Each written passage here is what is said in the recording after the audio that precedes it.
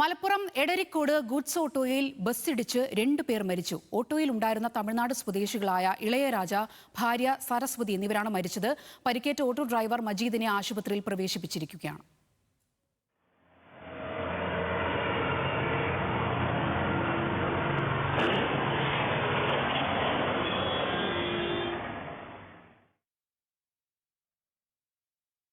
വിവരങ്ങളുമായി ശാന്തകുമാർ വെള്ളാലത്ത് ചേരുന്നുണ്ട്. ശാന്തകുമാർ, ദാരുണമായ സംഭവം, ബസ്സുകളുടെ ഓട്ടപ്പാച്ചിലാണോ ഇതിന് പിന്നിൽ? എന്താണ് സംഭവിച്ചത്? തീർച്ചയായും സോന, അത് തന്നെയാണ്. ബസിന്റെ അമിത വേഗത തന്നെയാണ് അപകടത്തിന് കാരണമുണ്ടായിരിക്കുന്നത്. ഇന്ന് ഉച്ചയ്ക്ക് ഒരു 2:30 കൂടിയാണ് കോട്ടക്കലിനടുത്ത് എടരിക്കോട് ദേശീയപാതയിൽ ഈ അപകടം ഉണ്ടാവുന്നത്. തമിഴ്നാട് സ്വദേശിയാണ് ഈ ഇളയരാജ, അവരുടെ ഭാര്യ സരസ്വതി. ഇവർ ഈ ആക്രി സാധനങ്ങൾ